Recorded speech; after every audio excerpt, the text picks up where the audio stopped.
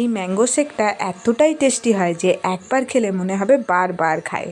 তো প্রথমে আমগুলো জল দিয়ে ধুয়ে ভালো করে পরিষ্কার করে নিয়েছি, এরপর আমের খোসা ছাড়িয়ে নিচ্ছি। এরপর আমের পাল্পটা বার করে নেব, হাত দিয়ে চটকেই আমি আমের পাল্পটা বার করে নেব। দেখো আমের পাল্পটা বার হয়ে গেছে। এরপর আমি একটা মিক্সিং জারের মধ্যে দিয়ে দিচ্ছি কয়েকটা কাজু বাদাম, কয়েকটা আমন্ড বাদাম, আর দেব ওই আমের পাল্পটা।